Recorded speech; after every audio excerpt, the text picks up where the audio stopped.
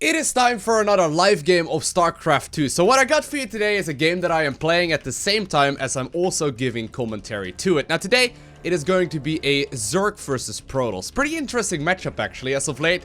Obviously, since the recent patch, a lot of new strategies have become more popular. But the one that I've been seeing the most is actually Archon drops. For some odd reason, Archon drops have all of a sudden become the most popular strategy for Protoss players in the Protoss versus Zerg matchup. At the very least on like the MMR that I'm playing at right around Master 1 or so at like 5.3, 5.4k-ish MMR. But anyways, for the most part, that seems to be the go-to strategy for most Protoss players. Now, of course, besides that, there are tons of different builds right now that are viable, such as like 2 base all-ins, as well as like, you know, the turtley. Oh, no. Ooh, thank you.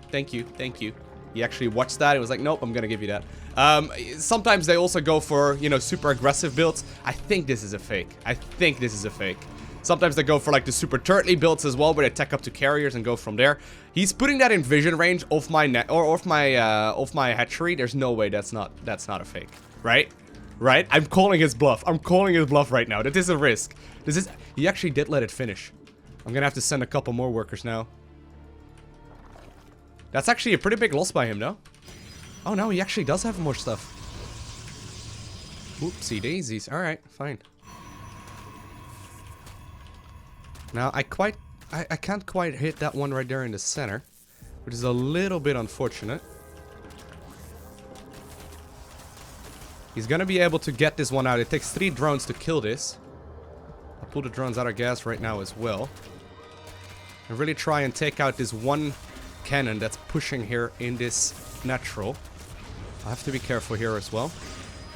This one will eventually end up falling. I'm trying to make as many workers here as I possibly can.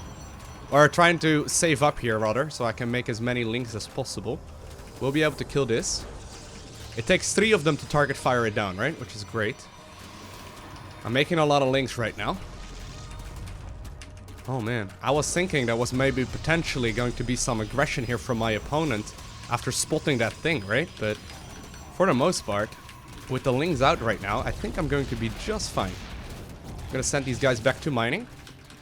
And he is still producing a zealot here.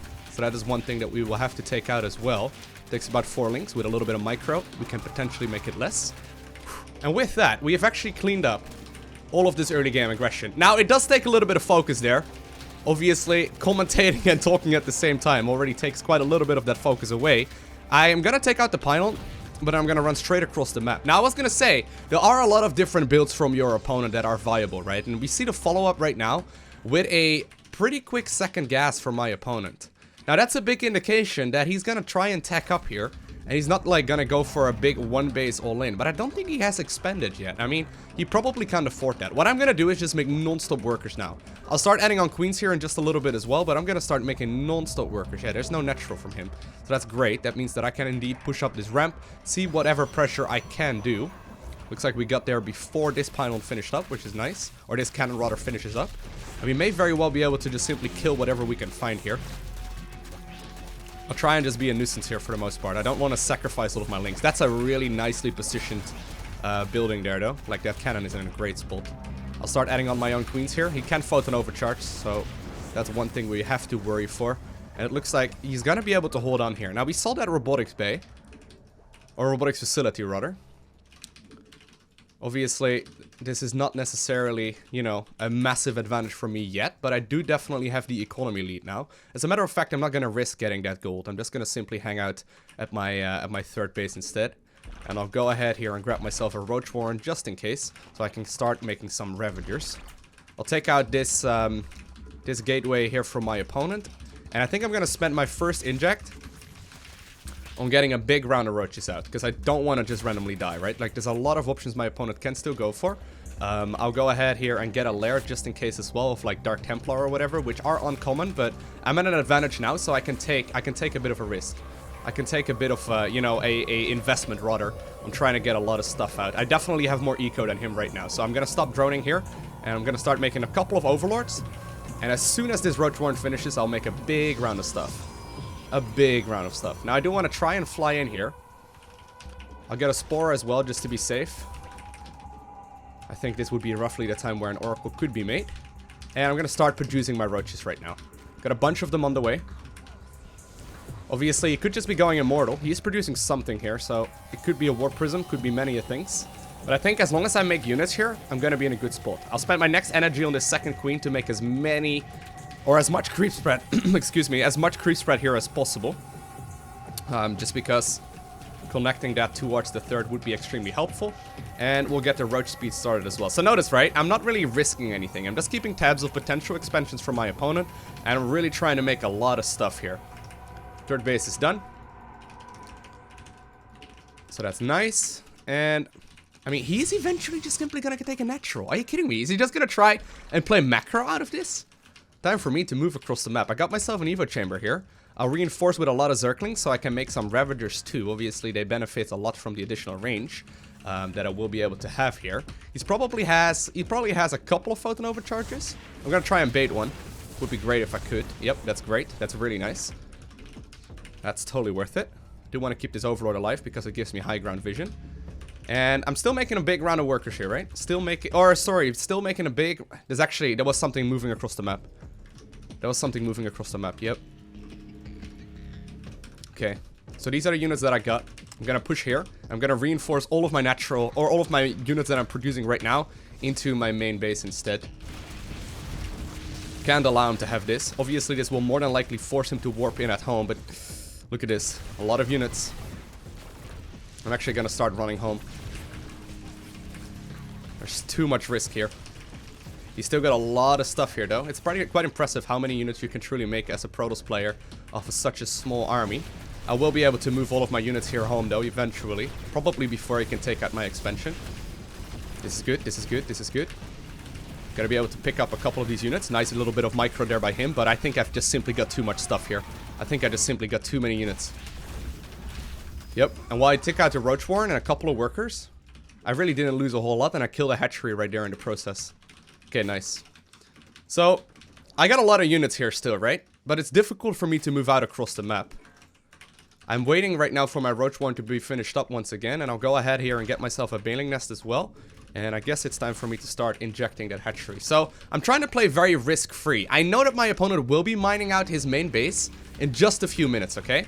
Like, roughly, I would say 10 minutes into the game is where he will be mining out that base. So, I don't need to push here. I don't need to be aggressive. I got plenty of income here to support my army. I can make a couple more workers, maybe. But I really don't need to, like, risk it any more than, you know, is absolutely necessary. He's gonna be forced out of his base here soon enough. He may be running out maybe at like 11 minutes or so. Just because, you know, he obviously invested quite a lot of resource early on not workers. So he's slowed down his own economy a bunch. But with that, I have indeed finished up my own +1 attack as well as my roach. Oh, actually, no, roach speed is not done yet. He actually just checked the gold base out as well. Actually, roach speed did just finish up already, so that's good. I thought it actually was still a little bit off, but that's great. And I'm moving across the map right now with all of my units. There's another warp prism coming in. Oh god, he actually has so many things here still. Pretty crazy. Okay, I'll morph in some Banes here instead. Looks like he's just gonna put all of his eggs in one basket and push from within my main. That would be unfortunate if I end up losing that base. I don't think I will. Now, he still does not have an expansion. What an odd game. Like, he's going for a massive one base all-in. And it's really powerful. I'm gonna be able to transfer all of my workers just fine, though.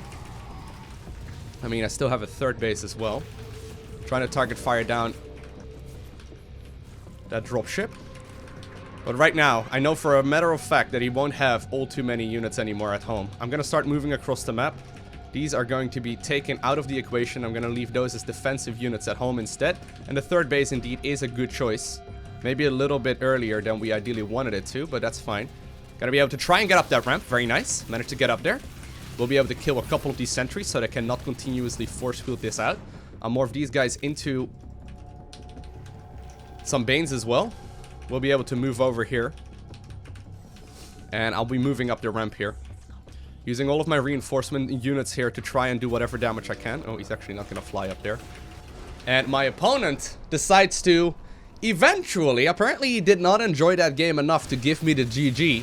Eventually GG out. Now, like I said, While the Archon drop is very common right now, and while the, you know, super turtly play into, you know, the carriers and whatnot is very common as well, in many instances, 1 basal ins and 2 basal ins are still the order of the day. In particular, when you're like playing a lot of ladder games, you come across a build like my opponent was playing in this one at least a couple times a night. But anyway, I hope you enjoyed watching this video. If you did, make sure you hit that like button down below, and if you want to see more, make sure you hit that subscribe button so you get a notification as soon as I upload more. And while you're at it, you can follow me on Twitter, Instagram, and Facebook. The links are in the description. I want to thank you for watching. Have an amazing day. Do not forget to smile, alright? And I will see you in the next one.